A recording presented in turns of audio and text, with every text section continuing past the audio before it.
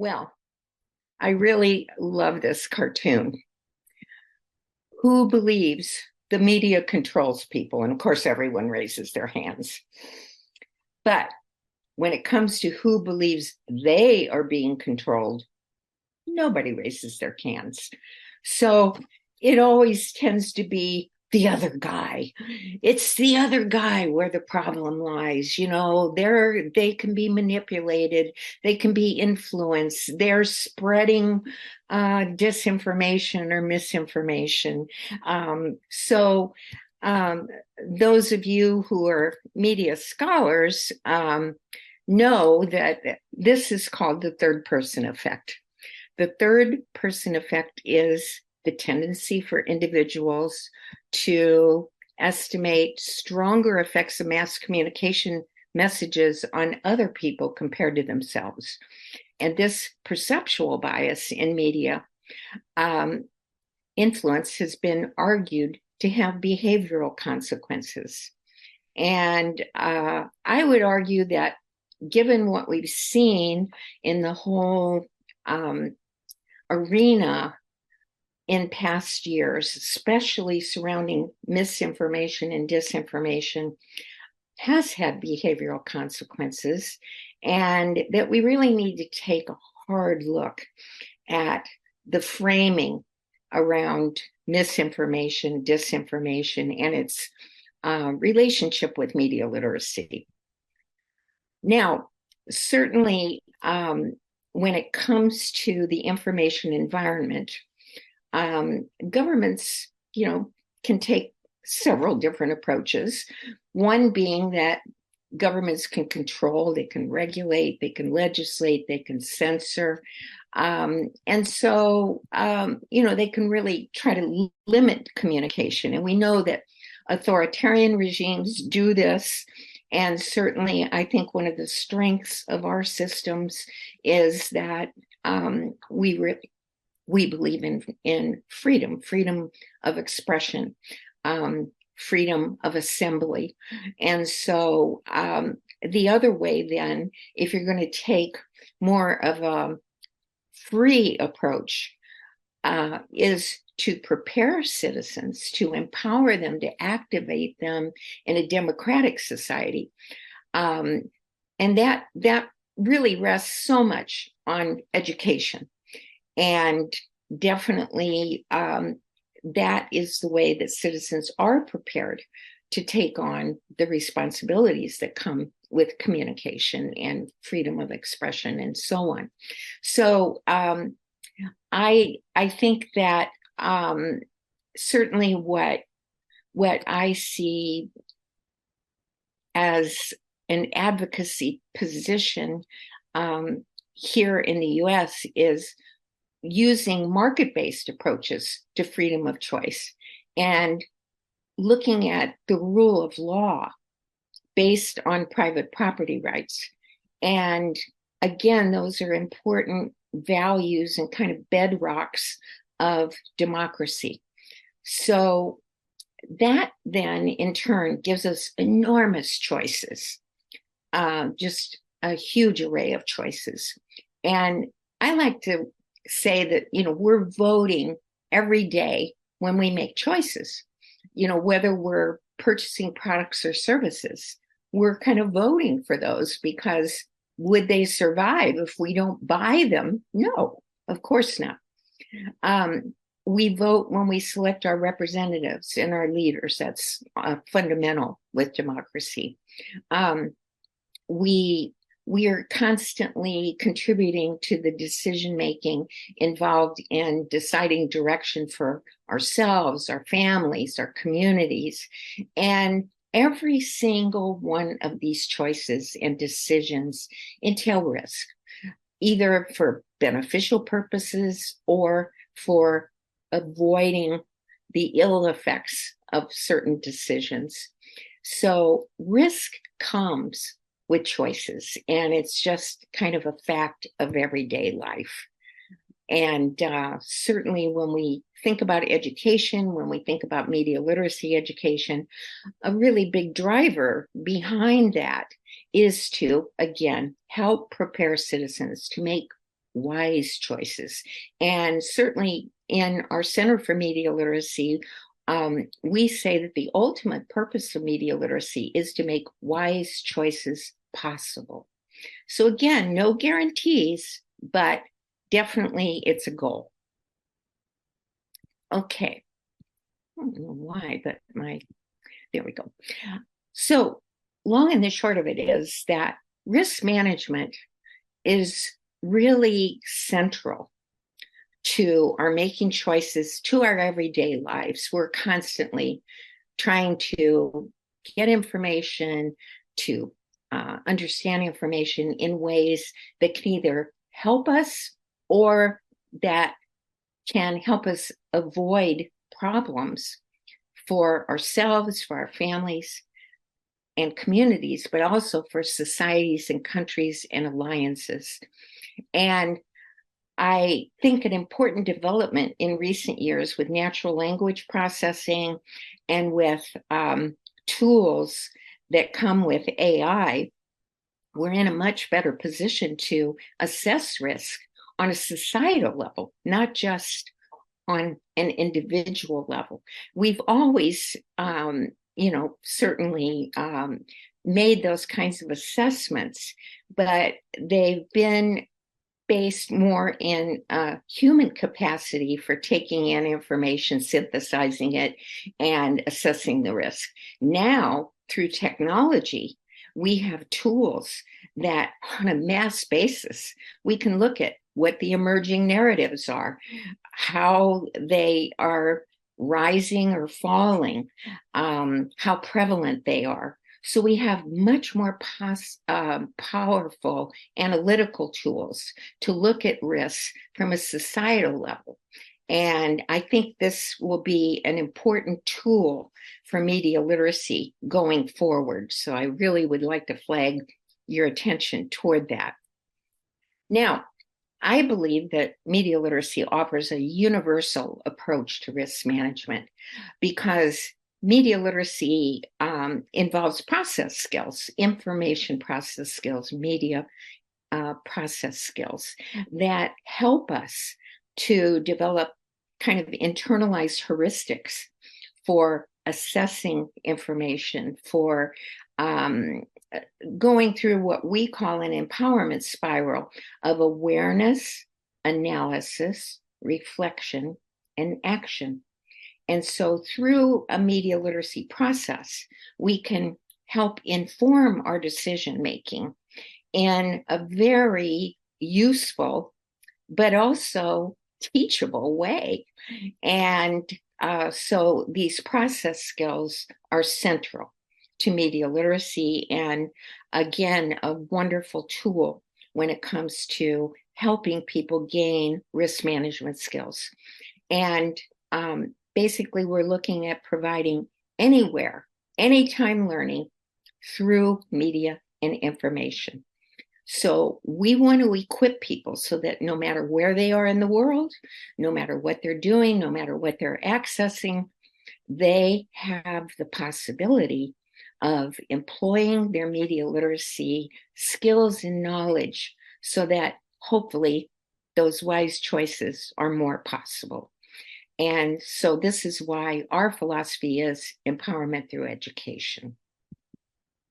Now, media literacy is certainly a 21st century imperative, and definitely all the trends support media literacy education. Access to information and content is infinite. We have it all in the palm of our hands. Democratization of production and in voice, no question. We all through social media have access to expression and to sharing. And so there's been an enormous change in unleashing voices throughout the world. We have business models that are driven by data monetization. And again, this is a very important part of media literacy to understand why the business models drive news and information, and to understand how that process works. And then lastly, we've seen that, information warfare, it's always been present. There's always been propaganda. It's always been a tool of war. But at this point in time, with these very powerful tools, information has been weaponized. And we really do have to look at it from the standpoint of strategic defense. And I like to say that citizens are the first line of defense. It's up to all of us to really have these media literacy skills. So we've moved from an education environment and system that has always been focused on transmitting content. Now we're in a situation where the content is readily available. I'm not saying that content isn't important. Don't get me wrong. We all need to have a base of knowledge. But at the same time, we really need to reinforce these skills around the process and learning how to learn. And again, having those internalized filters and mechanisms that we can apply to media and information anywhere, anytime. So, with all of this in mind, our citizen role has also changed because we're all players, in terms of expression and participation. And so we need to have this active engagement in this preparation for that. Yet, in our education systems throughout the world, I can say with confidence that process skills are scarcely taught. The content is nearly infinitely available. Process skills are still scarcely taught. Media literacy is not foundational to most education systems. Now, these process skills and learning process skills, because it is a process, these are human skills, and they can be applied globally. They can be taught globally. And I think that's something that's a very important distinction in terms of a difference between content and process, because of course there's content that can be taught globally, like Newton's laws of physics, for example. But at the same time, a lot of content is very locally driven, and it's not necessarily applicable in different settings. But the process skills are, again, human, and they're applicable globally. So we need to think about media literacy in that broad sense. And I think that's something really critical in terms of how we see media literacy, how we teach it, and how we see it contributing to society. I'll give you the formal definition that we use. Again, there are differences out there, but at the same time, I think this is pretty common in terms of understanding. Media literacy is a 21st century approach to education that provides a framework to access, analyze, evaluate, create, and participate with messages in a variety of forms, from print to video to the internet. And we include things like AI, social media, in the internet, online. Media literacy builds an understanding of the role of media in society, as well as essential skills of inquiry and self-expression necessary for citizens of a democracy. Media literacy should be the central way or process through which citizens acquire, contextualize, and apply content knowledge. And that's a really key idea there, because through a media literacy process, through an inquiry process, that's how we can learn. That's how we can learn to learn. Okay, and with this in mind, in terms of media literacy, it really should be at the center of education, not a periphery, because if we're acquiring content knowledge, if we're contextualizing, if we're applying it, well, then definitely that is a learning process through which all content flows. Now, these days, I've seen many times, and I'm sure you have too, that media literacy has been conflated with the ability to discern and combat misinformation and disinformation. It's been conflated with the idea of we're going to be factual, we're going to tell the truth, especially in social media. So this has been a development that I think has happened a lot since probably 2016, probably in the United States, we'd say with the Trump election. But the good part is that this has called attention to the media literacy field, and it's really helped grow interest because there's just been so much global concern about the impact of information on people's decisions. And of course, there's been a huge desire to control that. So this whole notion of, well, it's media literacy, you really have to know what misinformation and disinformation is. You have to be able to label it. You have to be able to deal with it, and certainly you want to avoid it. So there have been enormous efforts spent in that direction in recent years. Now, I'm not saying that's all a bad thing, but again, what we have though is some logic problems, I think, because in a sense, this notion that we can eradicate misinformation and disinformation either through technology tools or through people, I think is probably beyond idealistic. And I think we're starting to see some eruptions around that notion that indicate that this framing of what needs to be done is really inadequate and may lead us into directions that we really don't want to go as a democratic society. So I mentioned here an entire industry has sprung up around identifying and labeling misinformation and disinformation. There are fact-checking organizations, there are research programs, there are educational curricula. Again, it is something that's important for people to be aware of and to have some skills, definitely. We all need to know how to do research, how to verify information, and so on. We do want to encourage citizens to post and share responsibly. We do want citizens to provide information based on facts.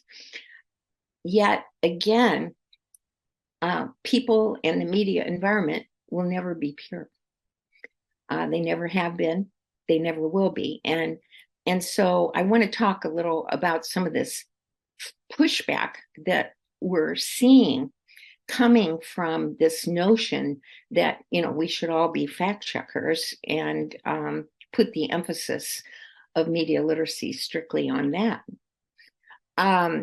Here in the United States, there are two major experiences in our news scene that have driven this pushback.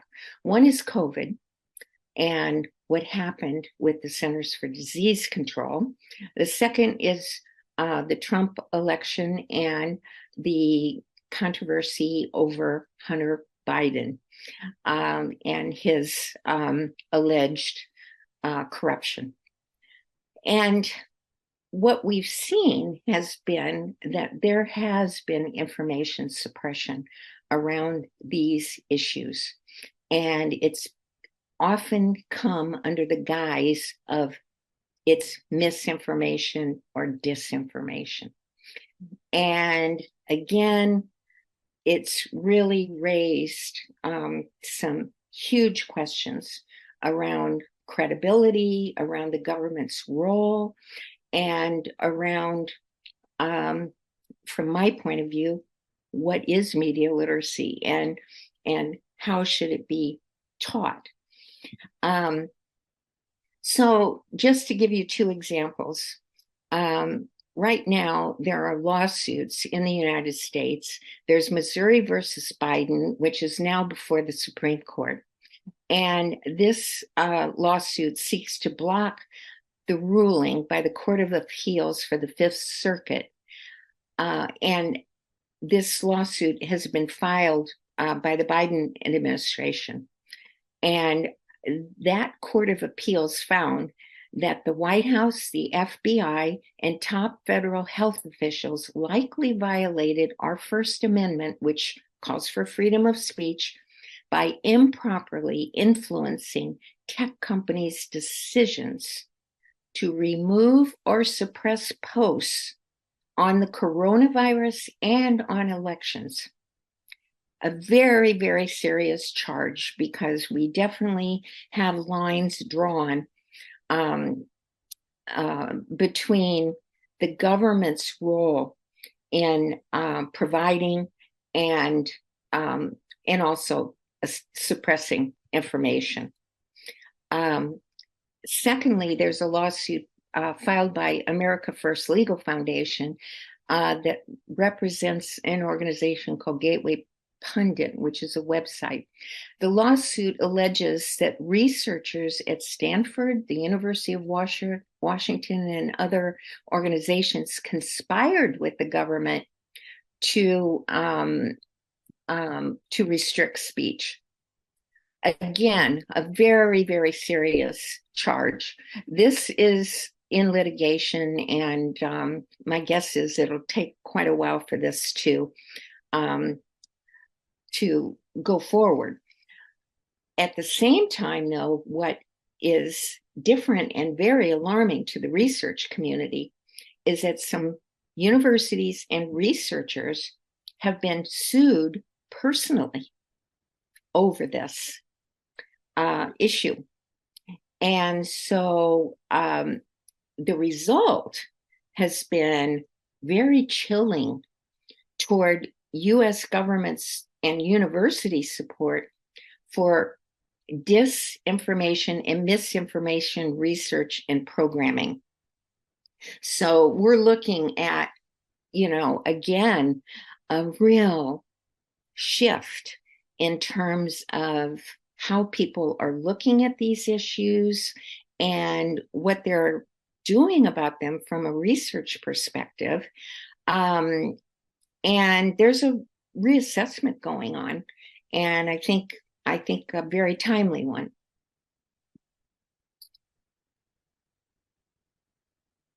I don't know why, but I'm having trouble changing my screen here. There we go. Okay. So I guess I wanted to tackle some notions about why I believe that we do need this reassessment, because we run into such dangers over censorship, over suppression of information, over coercion in terms of government regulation. And again, I think we have to look at this from a human perspective and kind of perspective of, well, how do we deal with the notion that so many people have a voice now, and that our whole media ecosystem needs to provide good information, and yet at the same time, we certainly have a lot of evidence that it doesn't always do that. So there are a number of qualities around the whole misinformation and disinformation field that I think need to be considered. And so I've made a listing here, and I'll briefly address each one of them. Perfect information. I don't know how many of you are familiar with this term from an economic standpoint, but it definitely is a concept that's been developed in the field of economics. And personally, I find that the field of economics and behavioral economics inform a lot of ideas around media literacy, and how media literacy being so geared toward individual decision making, that economics can really help inform us about how people make decisions and what really comes of them. So perfect information is when we know everything we need to know the best to make the best choice. And there are common sayings: there is no perfect information, and only God knows the truth. Now, why? Well, in terms of gathering perfect information, we don't have always the time, the energy, and we find that information often isn't even available. In some cases, it's inaccessible, or maybe it's even unknowable. We might have a question that there's no one or no way to really answer that question.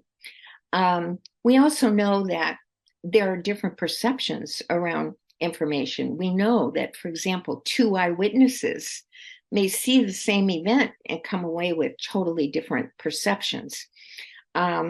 We also know that techniques of persuasion or propaganda are very effective, or else they wouldn't be used.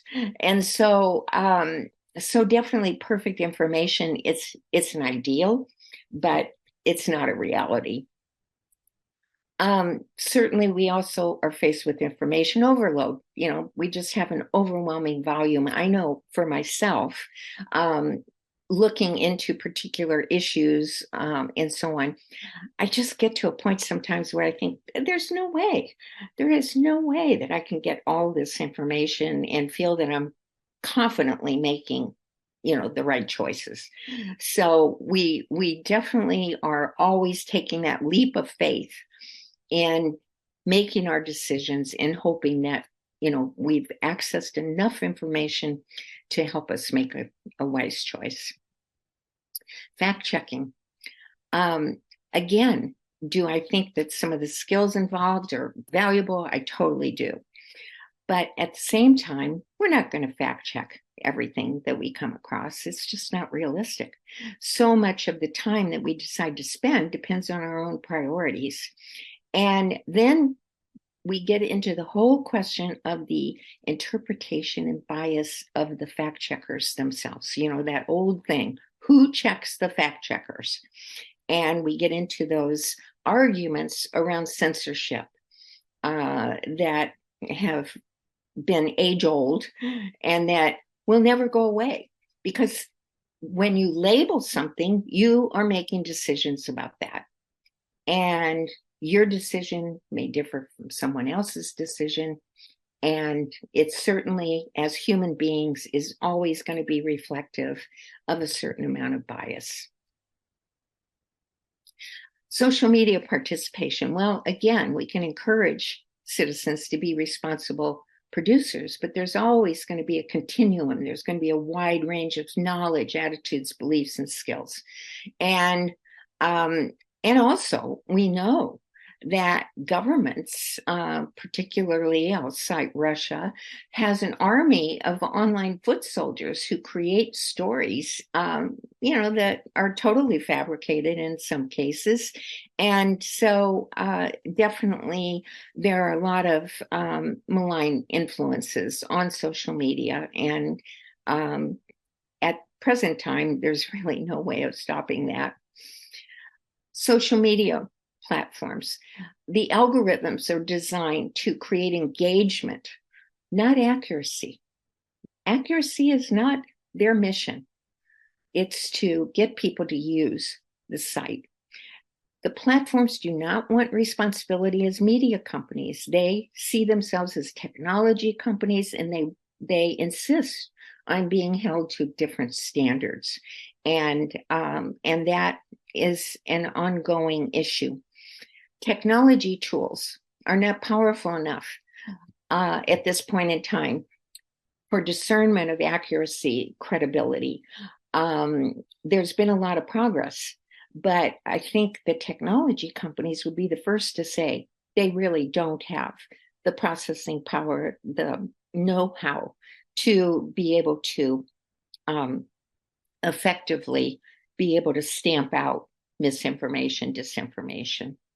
And I might add that another new development in the United States is that 40 plus US states have just sued Meta over claims of harms to the mental health of youth.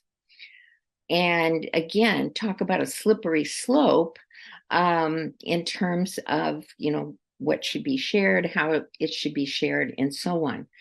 But there's evidence, apparently, that'll be decided by the courts, that Meta has knowingly and intentionally utilized techniques on its social platform that have privileged engagement over the known risks of mental health harm to youth.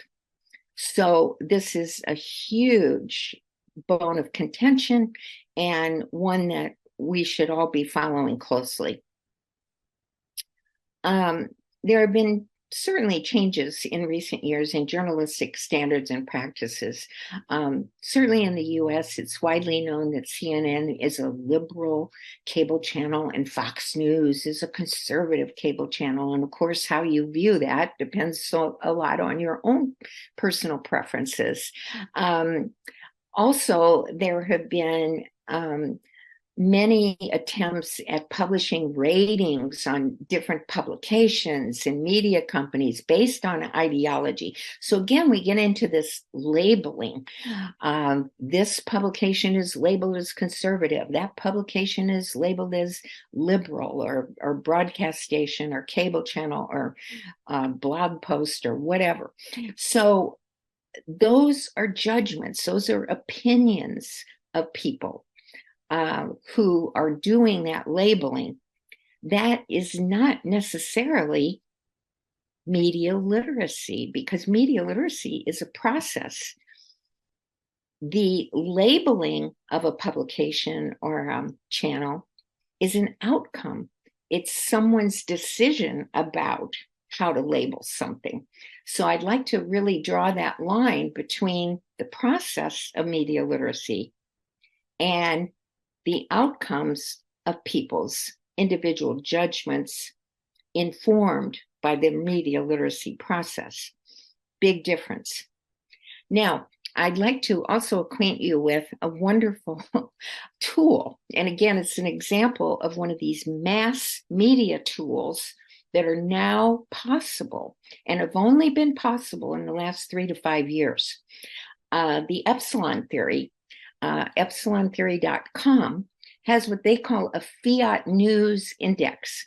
And it's pretty fascinating because it doesn't look at the content of news and information from the standpoint of, is it factual, or they don't look at the content itself. What they look at is the content from the standpoint of how the content is constructed. And so it's media literacy, but keep in mind, it's someone else's media literacy. They're definitely labeling the media literacy process. So again, we as individuals have our room through media literacy to agree or disagree with the analysis. But the Fiat News Index, what they mean by Fiat News is the idea that so-called news and factual information is presented in a way really more through opinion and through bias. So the kinds of measurements that they do in their index, they measure appeals to authority. Do these articles, again, they use thousands or even millions of articles to do this analysis. Do they appeal to authority? And they have definitions for each one of those. And I can't click to that right now. But if you look at it yourself, you'll be able to click and see what their definitions are of each of these categories: appeals to authority, conditionality, explicit missionary. Explicit missionary is definitely an article where someone is advocating for their point of view. Interpretive language, asking questions. So you get the idea. They're looking at how the message is constructed on a mass basis, and they're using natural language processing to arrive at their conclusions. So I truly encourage you to get familiar with this type of technology, because I see it as a next frontier for media literacy in terms of our being able to go from teaching individuals to analyze information to going to a mass scale where we can actually analyze a culture. We can analyze a country. We can analyze on a huge scale that wasn't available to us before. Okay, we know there's a proliferation of deep fakes, and this is so problematic, and it's going to even get worse. So again, we have to often make a leap of faith.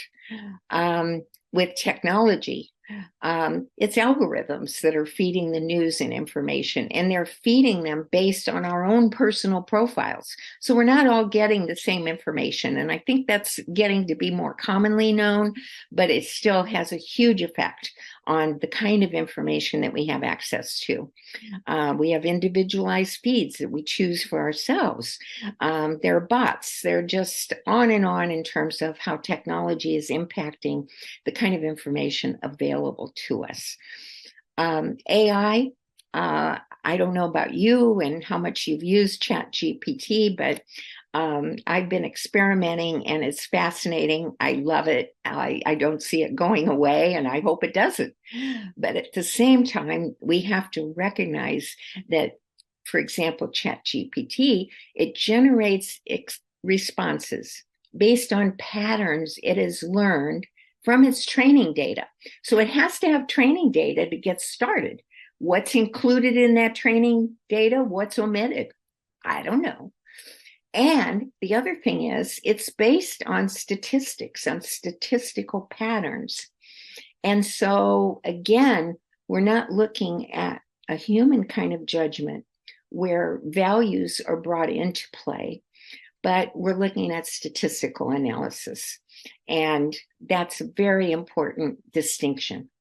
And we also know that it doesn't possess the inherent knowledge or the ability to fact check information. So I know I've certainly seen some inaccurate information. And I remember hearing that a certain law firm, the associate, generated case law through AI, and they found out that when they checked it carefully, there were cases cited that had never happened. So, again, you have to really be cautious. It can definitely lead to inaccuracies, and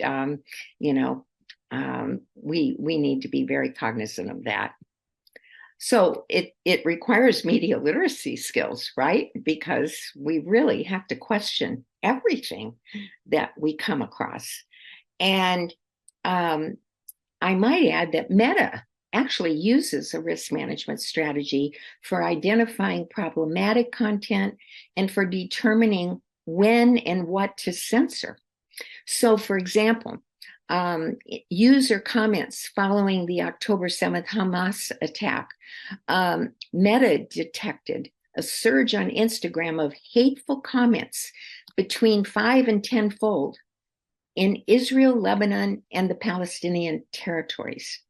Now, of course, it's their algorithms that identify hateful, and it's their own definitions, of course, that these algorithms are based on.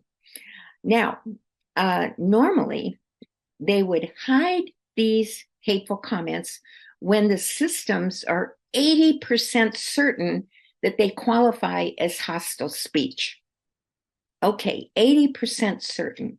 So here we have risk management, right? They're not saying it's 100%. They're not saying these are the facts. They're saying we have an 80% chance of this being hostile speech.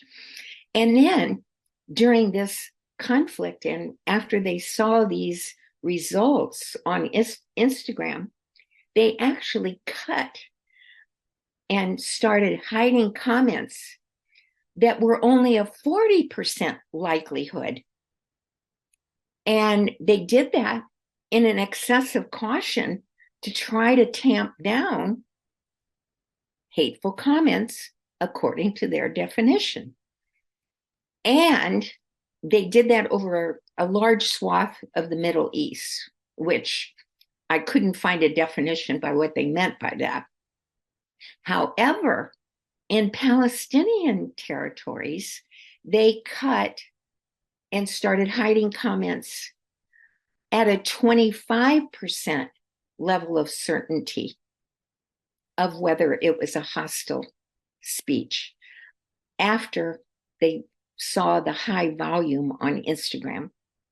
Now, 25% is a pretty low percentage, and that means that, the vast majority of any possible problematic content was being censored. Okay, so the consequences here, why being right isn't always right. I think we really have to question our certainty. We need to approach it from a risk management standpoint in terms of our own judgments and our own decisions. And that is, to me, much more congruent with a media literacy approach.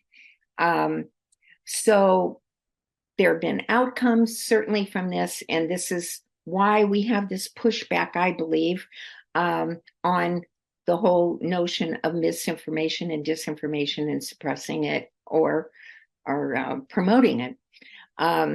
So we've seen waves of personal attacks on those who see things differently. We've seen accusations.